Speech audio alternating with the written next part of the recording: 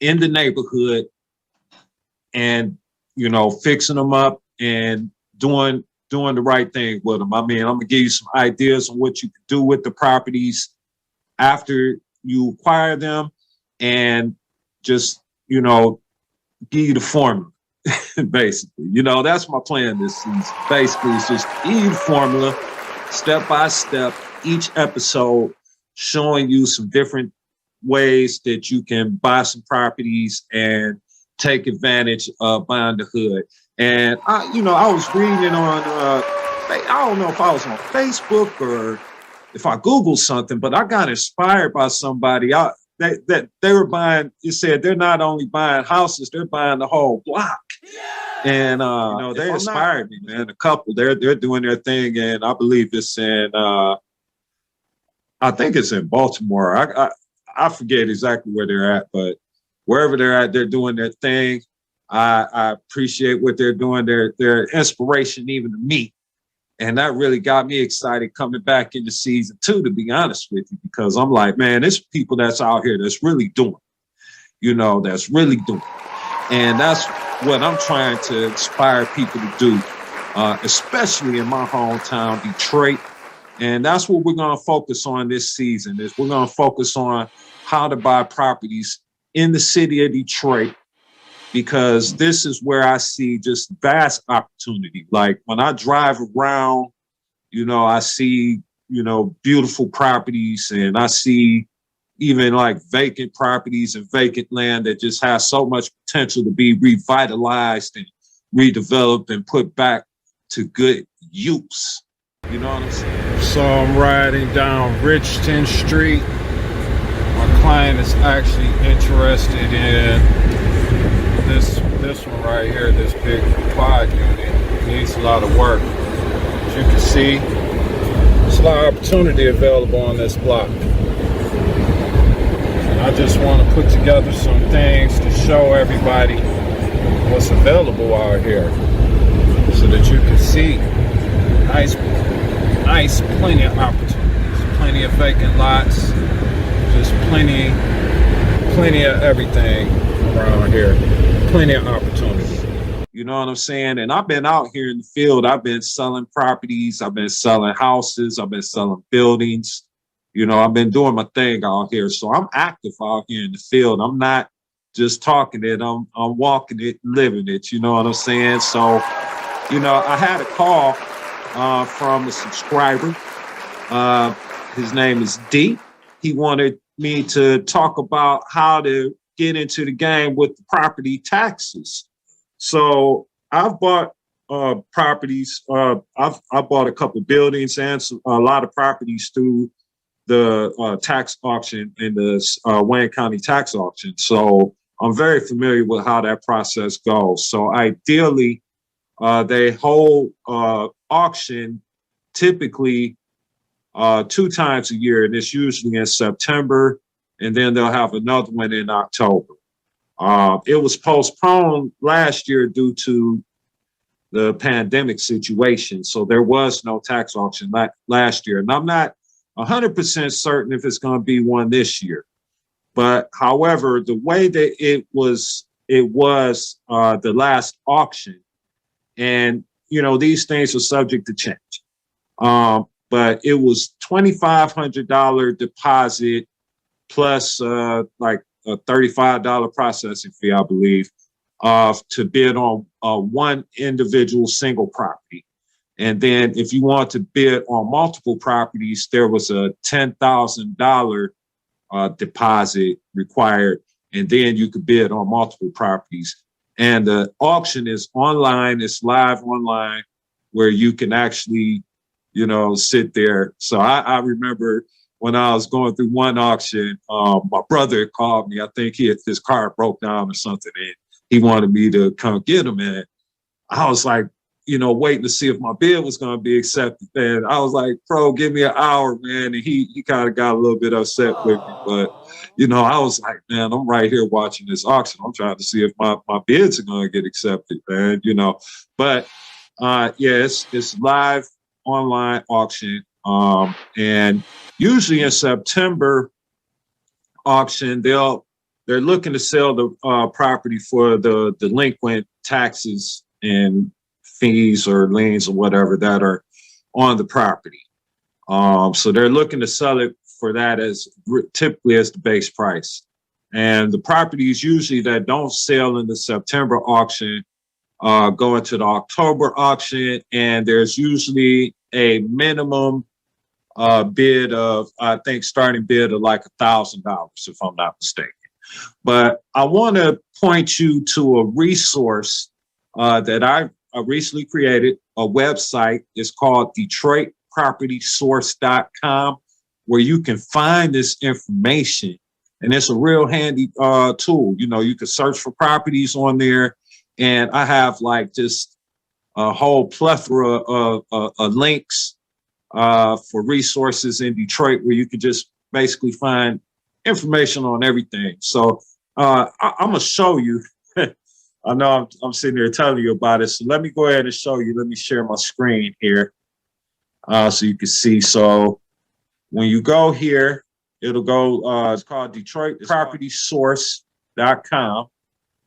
So when you go to Detroit Property Source, you'll have this pop up where you can sign up and you can actually get a free copy. If you haven't taken advantage already, you can get a free copy of my book. It's called Detroit Real Estate Investing, How to Invest in Detroit Real Estate for Beginners. It sells right now for $9.97, but if you sign up right now, you can get the book for free. So, hey, you know, go ahead and check it out. You know, it's a good book, you know, in my opinion. But hey, so let's go here. So there's a couple of things you could do. So you'll see here I have a search where you can search for properties like you're on the MLS, just like I do. You know, so it's an active search. I have some land contracts on here if you want to buy properties on land contract. So you'll see we have land contracts starting here, you know, at $9,900, you know, so all the way up. So there's a lot of opportunities to buy properties in the hood. But, you know, I just wanted to show you that real quick. But let's get back to this, these property taxes.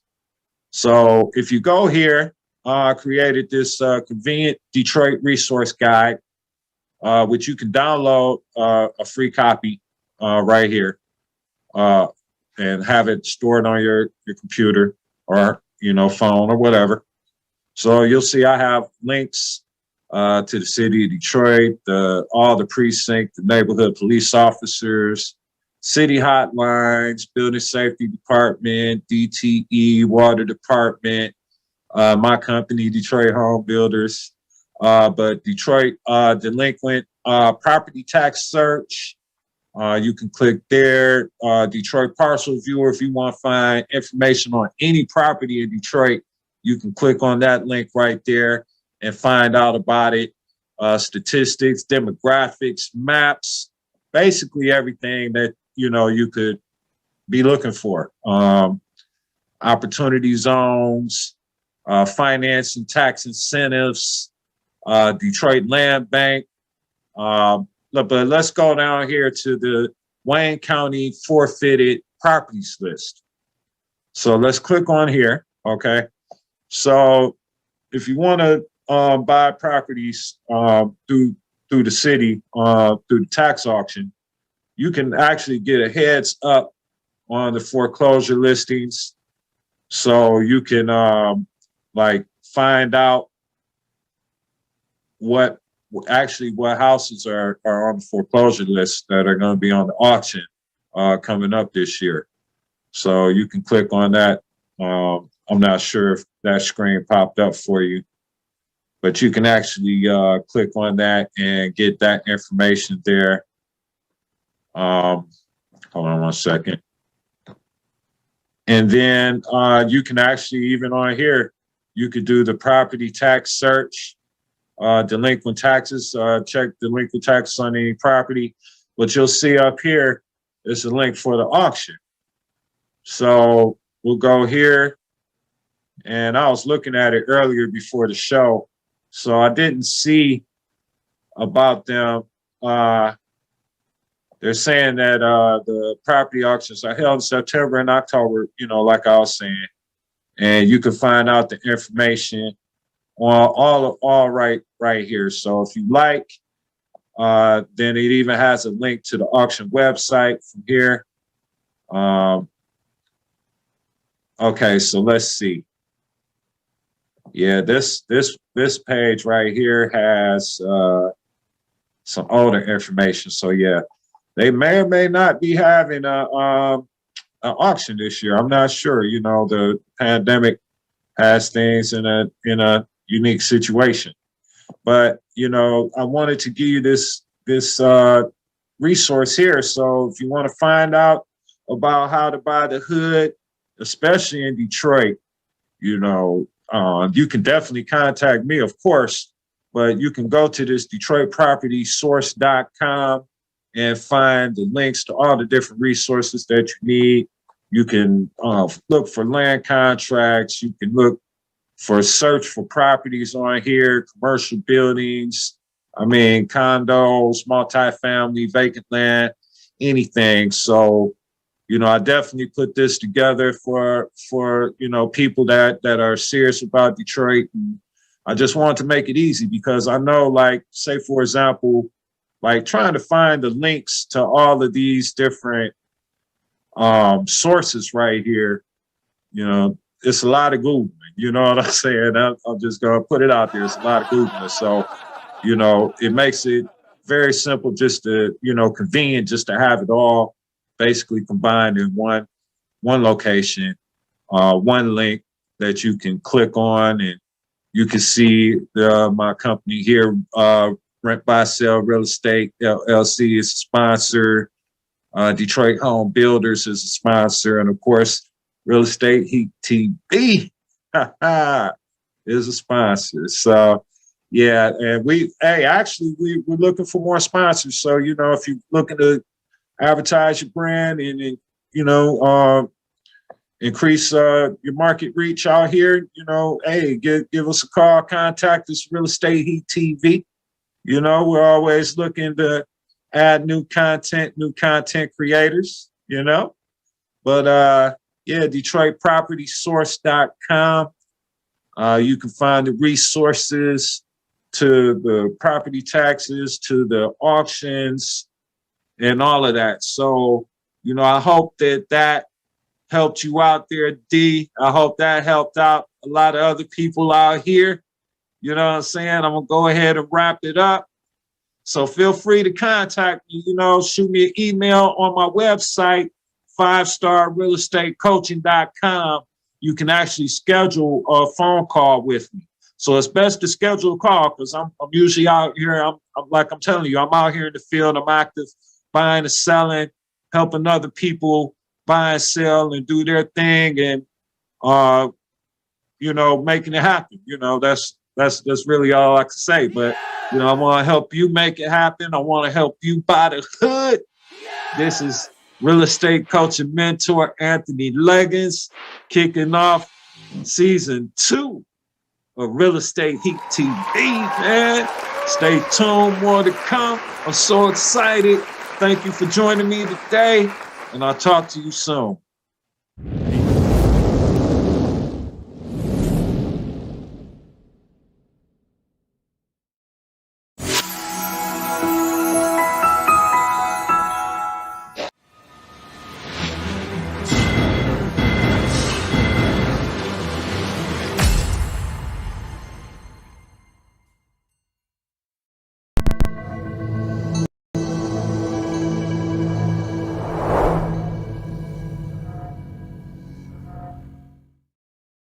What up? It's DJ Envy. Shout to Coach AnThony Legins. All right, he has a series called How to Buy the Hood. All right, it's inspiring us to buy real estate. All right, now you know I do the same. I always promote real estate, so shout to this brother that's doing the same thing. You can watch it only on REH TV and subscribe now. Peace.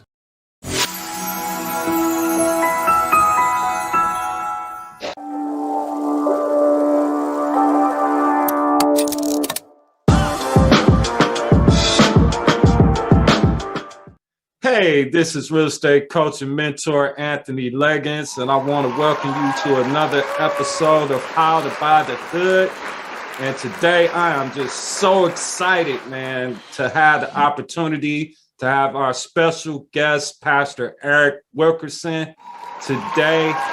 Oh, man, he's here to join us, and he's going to tell us a little bit about some things that he's doing in the community. He's from Up From the World Ministries off of Puritan and on the northwest side of Detroit. And he's been very active in our community, doing residential rehabs. He's received national attention. I believe, sir, I think I've seen on your website that you've also received a NAACP award? NAACP Image Award. It wasn't, they flew us out to the NAACP Image and gave us some awards for being active in our community. Yeah. Man, that's awesome. That's awesome. So, with someone that, I just was doing some research online about people that are active in their communities. And I seen a couple. At first, I ran across a couple that I think they're in Baltimore that are doing some things. And then I seen you, and I'm like, man, he's right here in Detroit. Right. I said, man, that's what I'm talking about. And, just before we even started, recording, we were just talking about how, we would like to see more people take advantage of buying properties here in Detroit.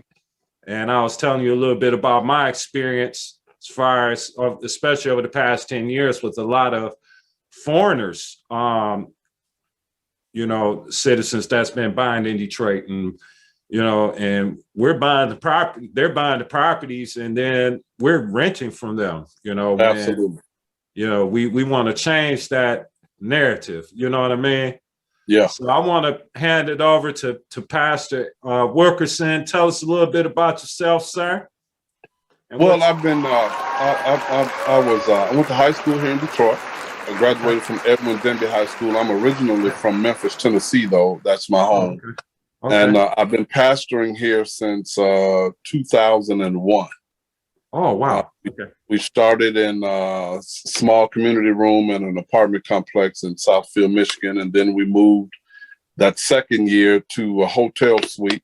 And then that third year, we got this facility that we currently own now here in on Puritan. And once we renovated that and secured it and started having services here, we got involved in the community around our church. That's awesome. That's awesome. What like initially inspired you to start buying properties around your church area there? Like, did you have previous experience in real estate? I had really, you want to know the truth, I had no experience in real estate, but these properties were available. And because we were driving through here on our way to church every Sunday and every Wednesday, I had an opportunity to see them. And I realized we can complain about this, or as a church community, we can actually do something about it. So what we decided to do was the latter. And we purchased one home initially. And while we were renovating that one house, I saw the other houses and the parcels of land that were available. And so we bought them all up, and I came back into my sanctuary on a Sunday, and I pitched it to the church that if we renovate these homes, I need some people that would be willing to move over here so we can kind of keep our pulse on the community and know what's going on over here. Instead of getting a picket sign and marching around saying, hell no, drugs must go, and all that kind of stuff. Why don't we just buy the property? Because he who owns the land make the rules. So we bought the properties, and my membership was on board. And without them, man, none of this would really be possible. I mean, I get the credit because I'm the pastor and I'm the face of the ministry, but had they not been on board, none of this would be possible. And so they were involved in getting this thing off the ground. What I actually did was initially I went into the church and I raised about $30,000 from the membership. Wow. And it wasn't really them giving money, it was an investment for them. And I gave them back a return on their investment. Every single one of them gave them back a return just to get the project up and running. And then once we got it up and running, we began to take the tithe and offerings that we raised on Sunday. And instead of taking it to the bank, we took it to the community and renovated those houses. And then once we got them renovated one by one, members began to move in. And what I promised them was that you're going to know your neighbor on the right of you, the left of you, in front of you, and behind you. So we're going to build a community. And our slogan, which is we've got a sign on every house that talks about bringing the neighbor back to the hood. And if you can do that, you'll establish a neighborhood. And so that's exactly what we did. Man, Pastor, wow, man, that's you just laid it out, man. You just gave a blueprint basically for any church in our community to follow along to. You know what I'm saying? And absolutely, you know, that area over there, you know, because I'm very familiar with that area over there. I mean, you know, right before the pandemic, I just did a home buyer or investor. Me and my partner Armand did a investment seminar at UAD College up there. That's right here. That's where we are, right across the street from the University of Detroit. Right. Yeah. I figured that, you know. So yeah, like we were right over there in that area. You know, that area is still a desirable area. You know, and I think that it's a good investment. Period. You know, as far as just an investor coming in, I think that area would be great. But much less with your vision, man. How you know? How did you come up with this vision? Well, it just happened, man, while we were out there renovating that one home, and I just looked down the block and saw everything else that was available. They were all empty and abandoned. You had a lot of lots there and some homes that the city did knock down because they were not rehabable. Right. And I realized that we could get them. Now, this was before the Detroit Land Bank Authority was established. The Land Bank Authority was established later. And we did get some homes from the Land Bank. But before that, we were just going out to the Cadillac Tower building. Right. Yeah. Going in and purchasing. They were actually selling these structures for $500 a piece. Wow. That's $500 a piece. So when you got real estate selling that low, man, you don't do anything else with your money but invest it. I'm trying to tell you, you know, especially back then, like houses were ridiculously cheap. Like, yeah, you know, I think that's what drew a lot of people in. But you laid out a plan, like, you know, and I'm just so impressed. Like, what do you envision moving forward? Well, what we're going to do is, you know, we bought these homes. We got about 24 homes over here. And they're occupied by our membership. So we were able to provide the membership of our church with fully renovated homes at the price of $500 per month. That's what we were initially charging. And here lately, it's been $600 a month. So they've been staying there for $500 when they sign a new lease. We don't go up on the lease. We keep it at $500 because that's our give back. Right. That's the ministry's give back to the membership so that it cuts your rent. For some people, for more than half, because some people were paying $1,200 staying in apartments in Southfield. So that's $700, $600, $700, $800 for your family that you can put back into your home to take care of your family. So we got that many houses. We probably got that many lots as well. So the next move is to we're going to put a park over here. We're asking the city to help us do that.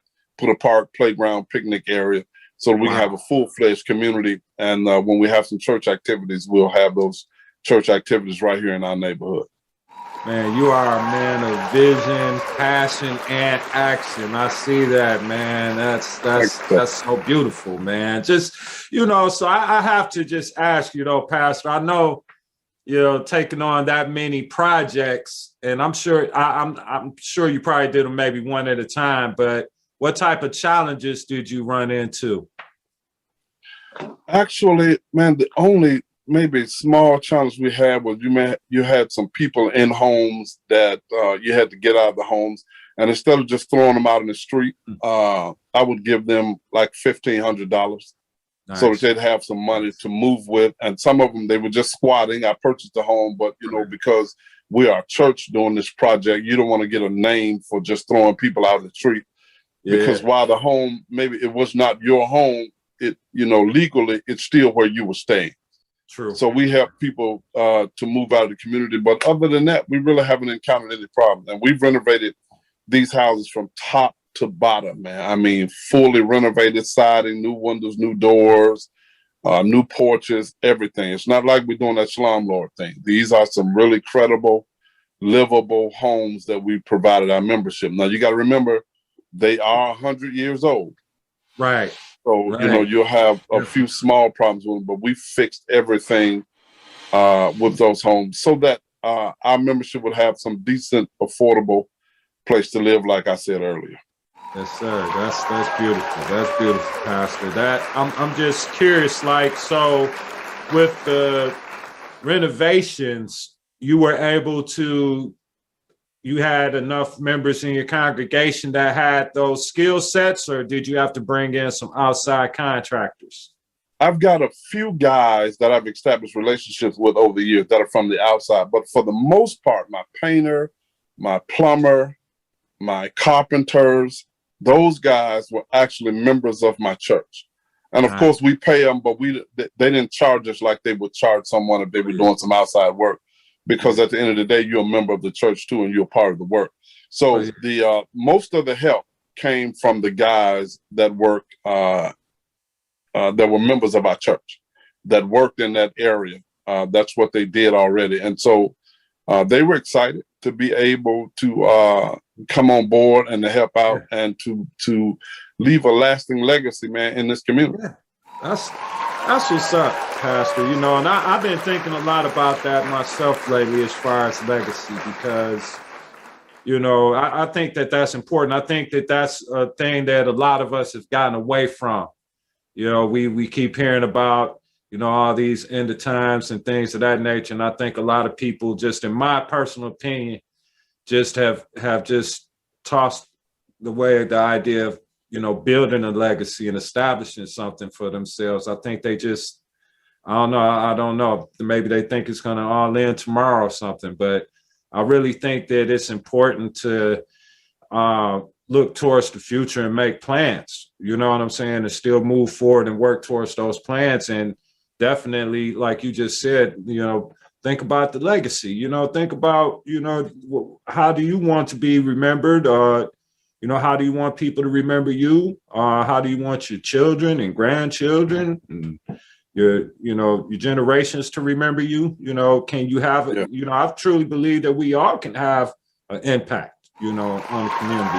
It just all depends. Like how much more do you think that you could accomplish if you had, say, for example, more like-minded, I'm not even going to just put it on the churches, but just, people in the community like yourself? Well, the church has a responsibility, and other people in the community have a responsibility also, man. I think we could do some tremendous good if everybody got on board. First of all, understood that what we're dealing with in the city of Detroit relative to all these houses being available, it's a once in a lifetime thing, man. You're not going to be able to find properties as many as they are at this price.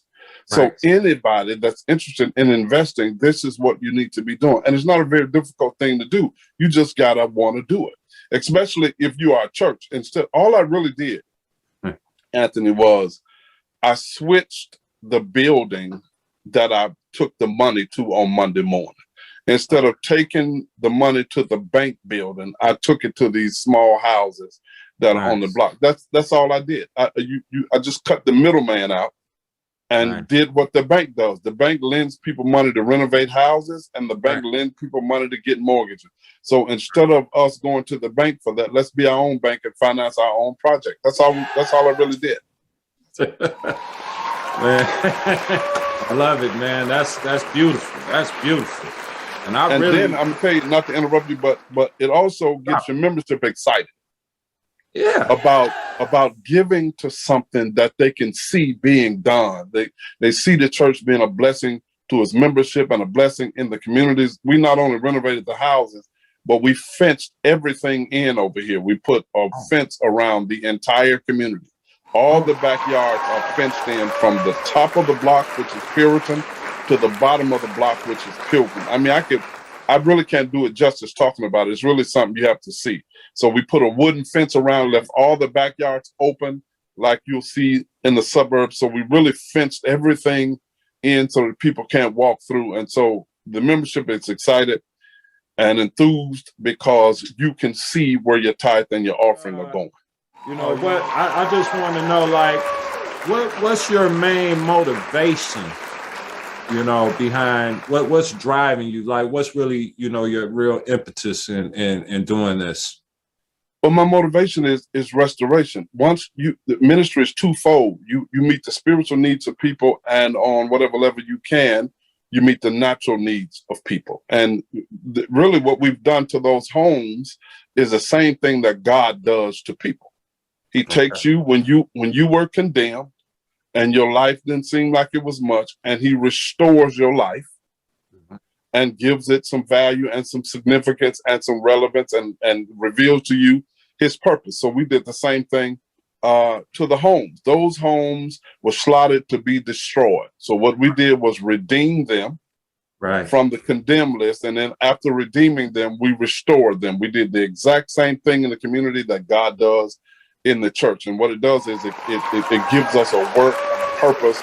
And now we're not just gathering, singing and dancing and singing, you know, and praising the Lord, which is important. But at the end of the day, when we get through doing that on Wednesdays and on Sundays, we have an obligation and a responsibility to our own community.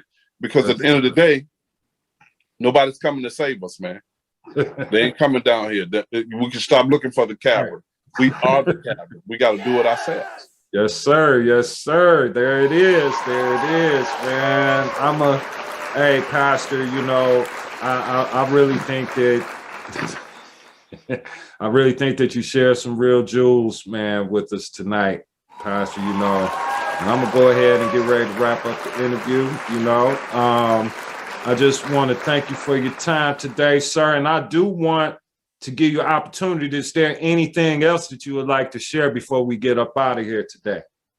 Well, I just want to encourage other pastors in the community to become active in your community, man.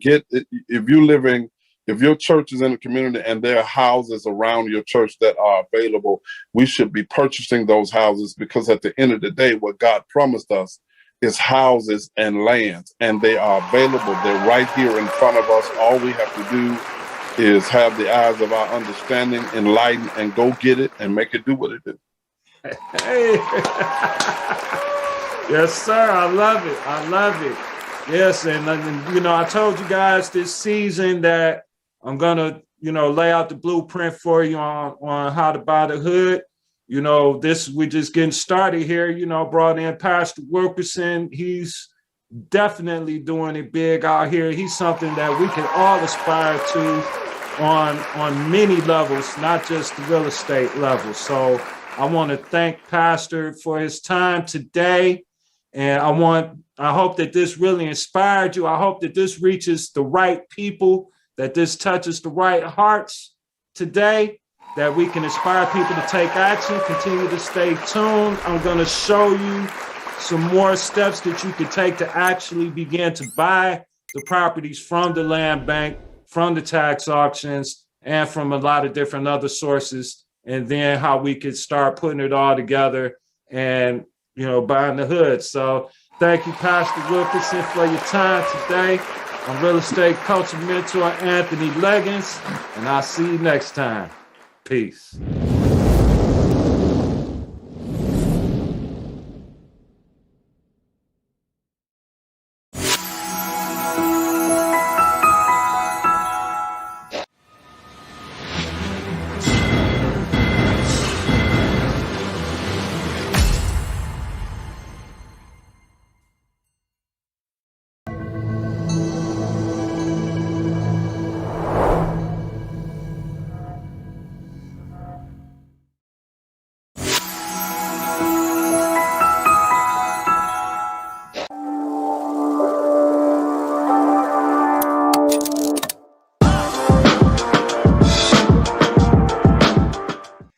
This is real estate coach and mentor AnThony Legins, and I'm so excited as always to bring you another episode of How to Buy the Hood. And man, I just had a fantastic week. You know, my son's birthday was the other day. We celebrated, had a great party, closed the deal with a out of country actually client who's investing in our neighborhoods here in Detroit. I got to meet the one and only Pastor Wilkerson. I pulled up on him on his block. So remember, if you need to catch that interview, the last show I did with Pastor Wilkerson up from the World Ministries, man, he is the real deal. Let me tell you, I pulled up on him on his block. He owns a whole block. His church owns a whole block. They renovated the whole block. The houses look beautiful. I walked around. The whole neighborhood is fenced in. I mean, it's a beautiful community, and it's an excellent example of what can be done in our communities if we unite and come together. And what I've been noticing is, so for example, a lot of us are afraid actually to get into the real estate because we hear a lot of scams and, you know, a lot of different misinformation on things, you know, or we're just, you know, just scared to pull the trigger. We don't want to lose our money. We don't want to make a bad investment, you know, which is, of course, everybody's concern, you know. And the thing is that if you have the right knowledge and have the proper plan in place before you take action, then you can proceed forward in buying the hood, buying the properties, buying and renovating everything. So what I noticed is that a lot of people just lack the knowledge. So what I would advise, if you're interested in buying properties in the neighborhood and getting involved in this movement here, is to connect with a good real estate agent. If you haven't bought a property before, or maybe you've just bought the home that you're living in, but you're interested in getting into the investment and you're inspired by the things that you're hearing, I would highly recommend that you get with a good real estate agent, someone that's already knowledgeable, that can show you. Now, if not, if you don't want to go the real estate agent route, you can always choose to go with a real estate coach. But be careful who you select, because I hear a lot of different things when I talk to different people about coaching. And, you know, some people just don't have the knowledge. You know, I hear about some people maybe just took a course or read a couple books and think that, hey, let me jump into this real estate coaching thing, you know. And it reminds me of one of my friend's sons that does work for me from time to time. And he said, hey, Anthony, I'm an electrician now, man. If you need any electrical work, let me know. And I'm like, you're an electrician, man. You know, what's going on? He changed one socket. He switched out one socket in the house, and now he's an electrician. But, you know, it's funny. He's not, obviously, but, you know, it was funny to me because that's actually how a lot of people feel. Like, you know, they do one flip or one real estate deal, and now, you know, they feel like they're masters of the game. But, you know, you have to have experience in this, and you want to be guided by somebody with experience. You know what I'm saying? And yes, you can go out and do it. You know what I'm saying? Obviously.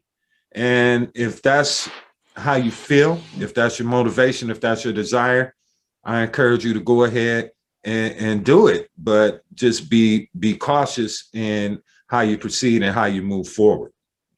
And, you know, meeting Pastor Wilkerson and seeing what Up from the World Ministries is doing for our community, setting that example, you know, I just have to speak on this, that, you know, in Detroit, you know, ever since I've been growing up, we always say it's a church and a liquor store on every corner in Detroit, you know. And with as many churches as our city has, small and even to the mega churches, how can you just sit by and drive by to your church, to your big, lovely church building, and pass by all of these dilapidated, blighted properties, vacant lots, and not be inspired to want to take some action and do something about it.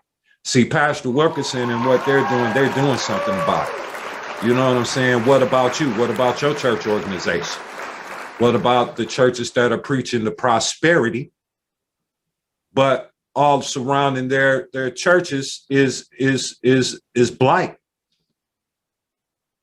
You know what I'm saying? Like, you know, we should be inspired. This man bought a whole city block. And trust me, when you drive around Detroit, when you see Detroit, you'll see there's whole city blocks. There's whole just blocks that has, you know, burnt down or vacant houses, abandoned houses that had the potential to be revitalized, be redeveloped. You know what I'm saying? But I feel like, you know, you definitely have to get behind somebody that you can trust, a leader.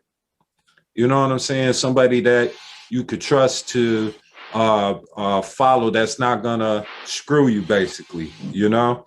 Somebody that's not gonna just take the money and run off, or somebody that's not gonna do the right thing. You have to have somebody that has a purpose, that has a vision, you know what I'm saying? And somebody that has that trust and that confidence. And it may be a pastor or maybe another community leader. But I'm calling upon all of you and anyone who this message falls upon today. I just, you know, I like to talk real estate, and I do like to tell you about things that, you know, you could do. But this right here just really touched me, is that, you know, this man has, Pastor Wilkerson has set a prime example. If you listen to how he did it on our last episode, it's an example that every church in our city could follow. If they had the inspiration, and if they had the dedication, and if they had the motivation. The example, the blueprint on how to do it is there. If you need my help, reach out to me. I'm here. If you need someone to guide you that has experience and knowledge in real estate and construction, that's what I'm here for. Hit me up. I know I'm getting, you know, kind of emotional and worked up here, but, you know, that's just how I feel. Like when I see this man who has actually done something, you know, and established a community and a legacy and set an example and laid the blueprint, laid out, didn't hide how he did it. He told us exactly how it was done and exactly how every other church can do it. Okay. So, you know, I'm calling upon the church leaders right now to take action in our communities. Quit letting your congregation drive by all of these vacant lots and blighted properties, you know, having people scared to come to church, or you got to parked in a fenced-in lot because the neighborhood surrounding you was messed up. No, you need to buy the hood. You need to take some of that money and you need to buy the hood, because like he said, he who owns the land makes the rules. Okay, so I just highly encourage you to consider this message today.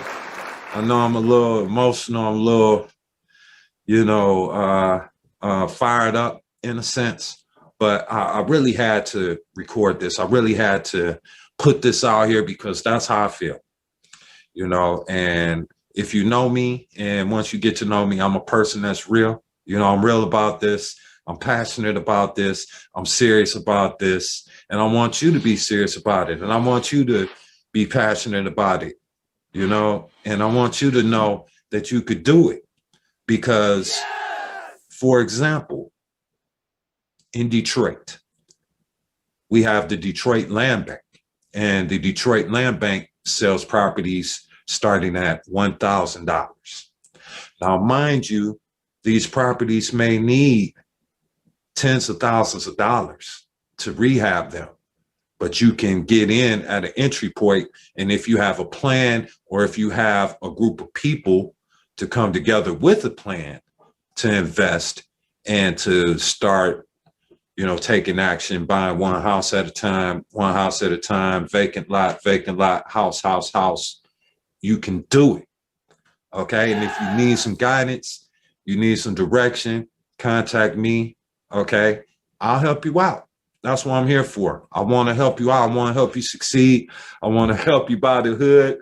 Let me lighten up a little bit. It's getting a little serious there, I know, but this is serious. This is what it's all about. Okay, that's why I'm filming this show. That's why I'm dedicated to it. That's why I'm sending this message out to you today.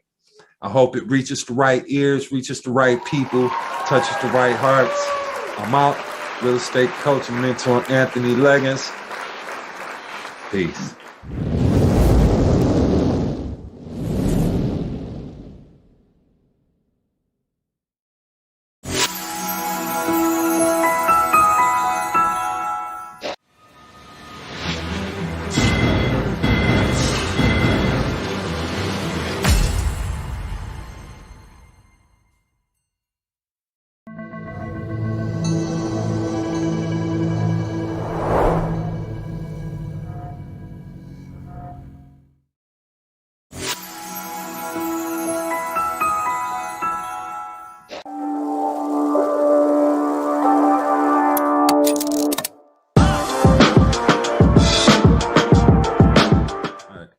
Hey, this is real estate coach and mentor AnThony Legins, and I want to welcome you to this very extra special episode of How to Buy the Hood.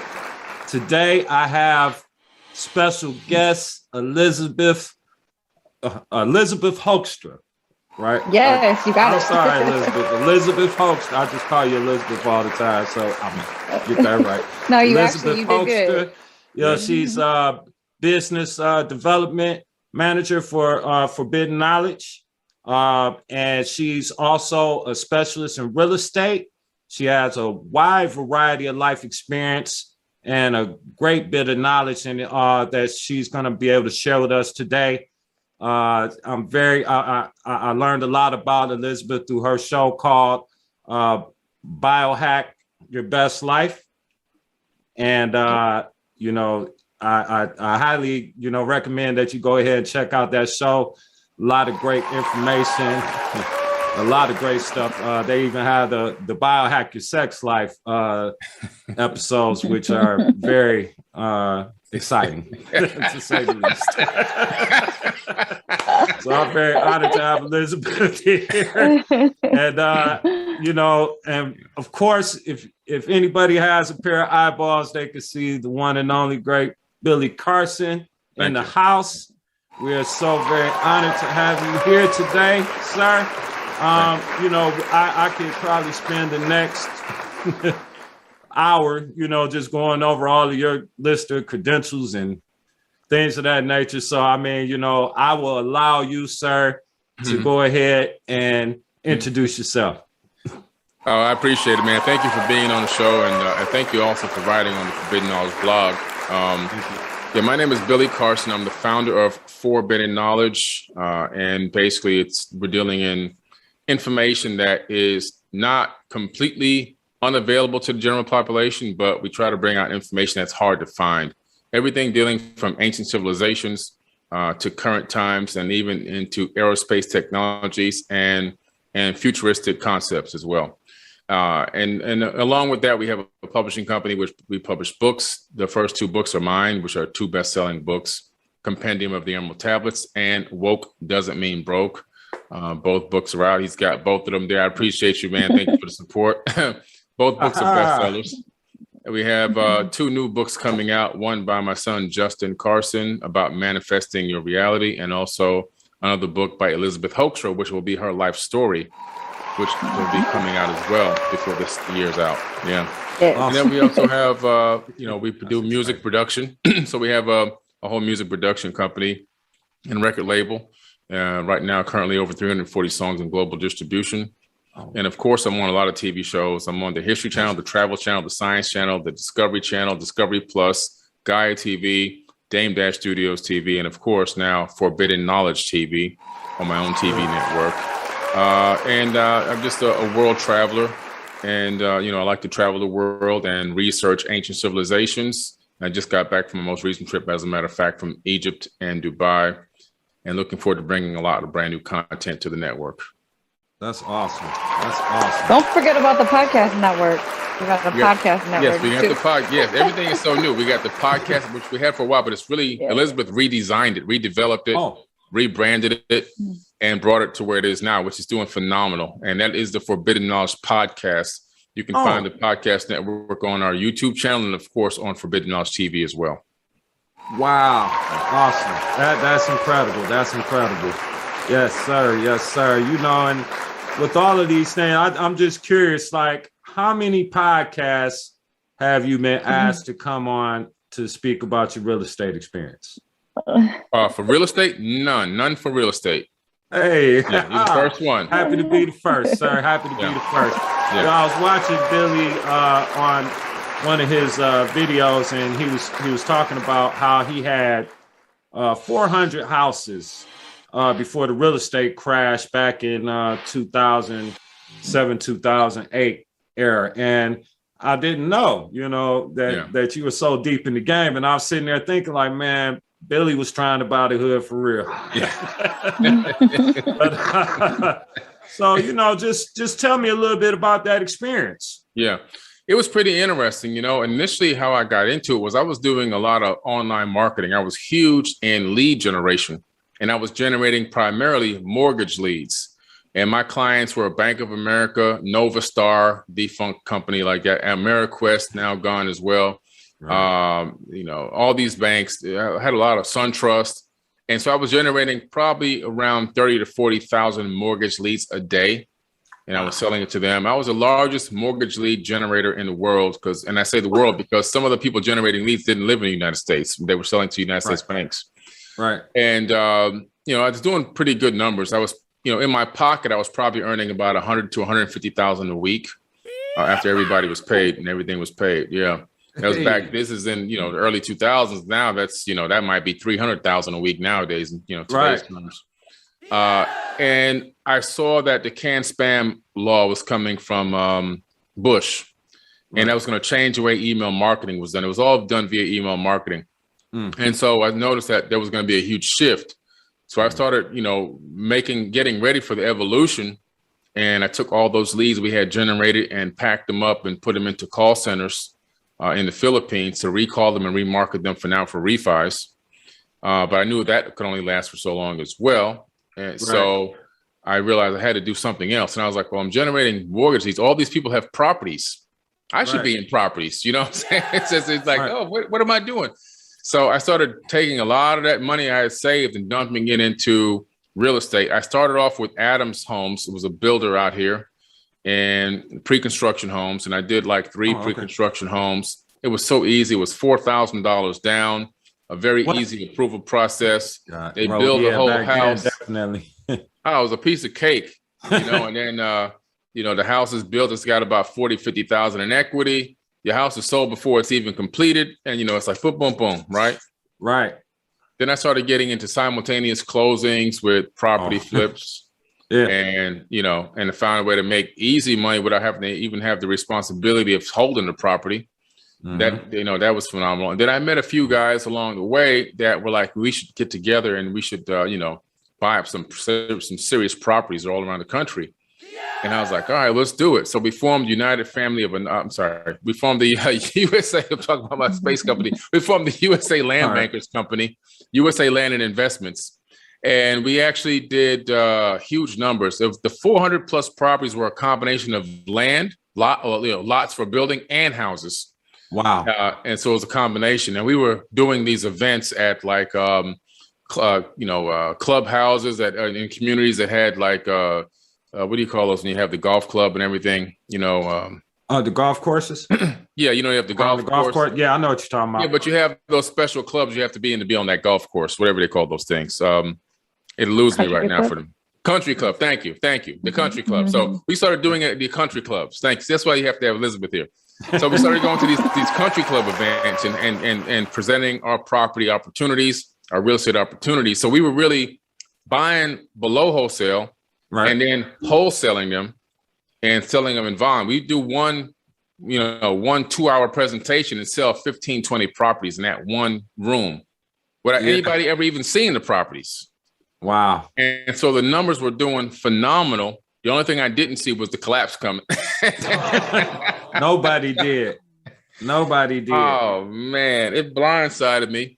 And we were still doing good numbers even during the collapse because land was still selling like crazy. And we were getting it so cheap, and it was all buildable land. Yeah. But the last bank lending on land was Countrywide. Countrywide was the last one. I remember them. Yeah, they went deep into the collapse with lending on land, and then they got in trouble for their their fraudulent banking. Yeah, I remember them. Yeah. And then I think Bank of America ended up buying them out or whatever. But then it stopped the money coming for the lot. So we ended up getting stuck with a few, 100. But it was a great experience, So now I understand it from all aspects and all fronts, and I'm really looking forward. I've been speculating, over the last few years. In and out, just quick in and outs and deals, and going and getting wholesale listings and doing simultaneous flips and stuff like that. Right.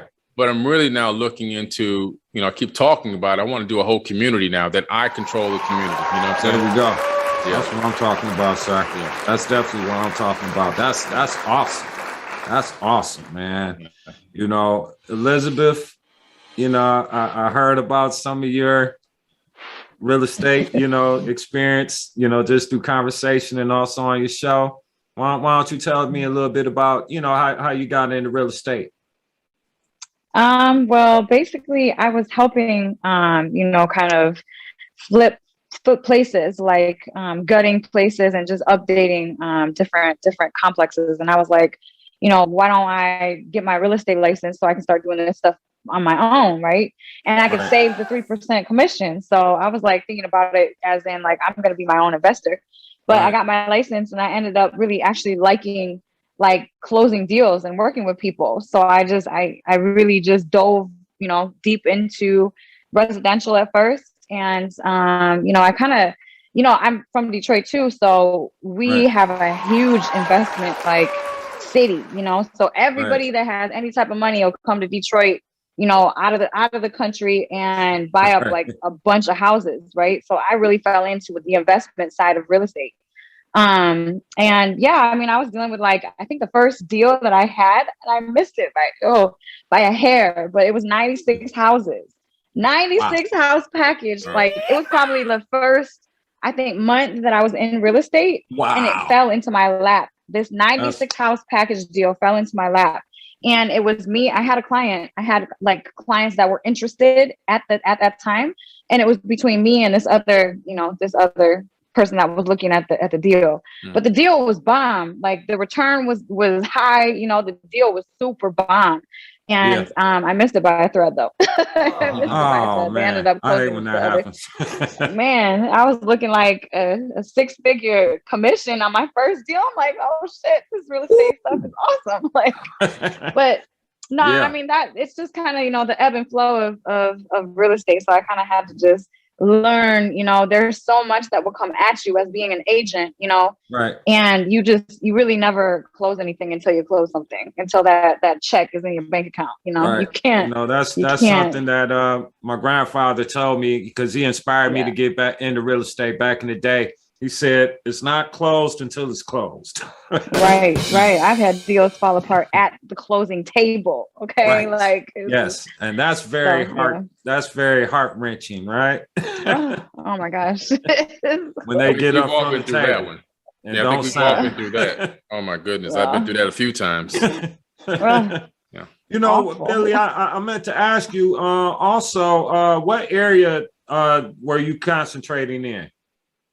I was concentrating in low income areas. So these were people who were, would get approved for FHA loans. Easy to get approved for the loans. Even during the wholesale process, I would look for properties where the end user would be a person that just had low income. Nice.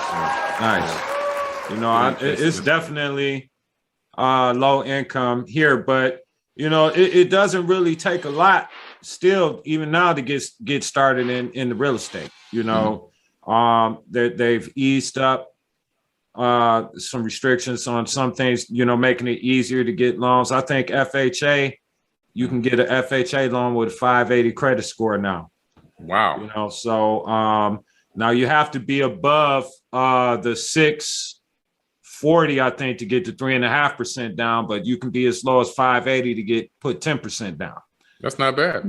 Yeah. So, you know, and they're making things, you know, a lot better. Just like I want to ask you, Elizabeth, just like as a woman in real estate, what type of challenges have you faced when you were actively in real estate? That's being a woman in any type of business, you know. I mean, just well, being you know, a woman we talking in about business real in estate, general. so you know. But go ahead, though. Please share. Yeah, I mean, obviously, like, you know, being a woman in any type of business or real estate, you know, it's a lot of these guys will think that, you know, they can use your career to try to reel you in for, you know, their own intent, which is opposite of what you think their intent is or what they come at you as. So that's always, you know, interesting to deal with. But other than that, I mean, I don't know. I mean, I haven't really experienced too much, you know, hardships really. I mean, going to the hood, like I used to have a ton of houses that I had listed, you know, on the east side of Detroit, west side of Detroit, all over Detroit. And it was kind of difficult. I would have to bring somebody with me sometimes because, you know, squatters, right? All my stuff, you know, house sitters. Like I would have to put people house sitting in these houses that I had listed because, you know, things would get stolen. They'll come steal your copper pipes out. Okay. Yeah, they will. Steal your front porch. Yeah. Furnace, hot water tank, everything. Oh, it's doors. Listen. Yeah, it's all of it. All Crazy. of it. So yeah, I mean, going to the hood, I just have to bring somebody with me, you know. Okay. But other than that, I don't, you know, just a woman in real estate. Yeah, I'm just curious because, you know, I know that women face, you know, certain different set of challenges sometimes, especially, you know, coming into the inner cities, you know what I'm saying? To do any type of, you know, real estate, you know what I mean? So I was just curious, you know, how you dealt with that because you said that you had built up a team of like 30 agents at one time, right? Yeah, I did. It was the pretty girl real estate team too. So it was all like real pretty women. But that was kind of my pull. You know, real estate is all about show. It's the show, honestly. I mean, through my experience, I was able to secure a ton of deals and clientele by the look of things, you know. And then, you know, the looks will pull them, but the smarts will keep them, right? So it's, you know, my agents were all very, very educated and they knew what they were talking about. They, you know, we always met like at least, you know, a couple times a week and we would have, you know, workshops and different stuff that we would do together. So, I mean, the looks will pull them, but, you know, the brains will keep them. There it is. Mm-hmm. You know, Billy, like what type of advice would you give someone that's looking to get started in real estate? Because I know that you just did a seminar or a workshop with was Antonio Salas. Oh, Antoine Salas is coming up. It's actually coming up on October the 16th. It's coming up soon. Yeah. Oh, okay. Because I did hear you mention something, you know, about revealing some real estate secrets in there. Yeah. I know, absolutely. You know, can we get a little hint? Yeah, no problem. So one of the things I'm going to talk about in there is for people looking to begin in speculating on real estate, doing property flips, looking for properties that they can buy and have, you know, hold as rentals for rental income. I have a source that I'll be providing in my workshop that will give them access to every single day nationwide, a list of wholesale properties and pre-foreclosures and foreclosures that haven't even made it to the MLS yet. So they'll be able to, get a chance of hopping on that bidding right away with the contact person, the contact phone number and everything, the person in control of that property, which is usually the hardest thing to find. Right. I remember the old days, you had to go knocking on the people's doors trying to find these people, no doubt. And they would be like, is this a bill collector? Who is this coming in? They would hide in the house. You couldn't even get them to come to the door. It was crazy. But this makes it a lot easier. So you have a contact person who's in control of that property. You have their name, their phone number, everything else. You can submit bids by email, by fax. and you can lock in some of these great deals. You can even see the wholesale price. You can see the retail value. You can even see how much the estimated amount of repairs will be. So you'll know what you have to put into the property to fix it. So you can make a decision. Is this something I want to try to, because obviously you're not going to be able to go there. You have the mapping system. You can see the house. There are photos. So that does help out a little bit, but it's a great resource that I've used for many, many years. Wow. And and so, there's actually one realtor in Ohio, and he, contacts me from time to time for properties. He was contacting me so much, I made fixemflip'em.com and started putting only Ohio properties in there just for him. And I said, man, just go in here and look every morning and tell me what you want. It's a great resource, man, for somebody looking to really just start out and find some low dollar properties. That link is definitely going to be below. Yeah. You definitely going to want to get on that. It's very affordable price too, from my understanding. I checked out for the value that you're going to receive. And then you even going to provide on how they can get the financing too, right? Oh yeah, absolutely. We're giving up the sources to the financing. And, and some people say, well, I can't get financing because I don't, file tax returns properly or whatever. It doesn't matter. You can get financing just based on your score, financing based on your bank accounts. There's various different levels of financing that are available. Hard money just goes on your credit score and, see if you maybe had bought a property one or two in the past. So you can get hard money. So we'll give up all the sources in this workshop on where to get the money to so you can leverage your capital so you don't drain your bank account just to get one property. Leverage is the key. Absolutely. Yeah, I've done a couple episodes. I speak a lot on here actually about, using leverage. I speak a lot about seller financing because a lot of times that's the easiest and quickest way to get in. Especially, in these type of neighborhoods that we're talking about. So I educate people on that, but definitely I would love, I'm going to attend this seminar, this workshop coming up myself.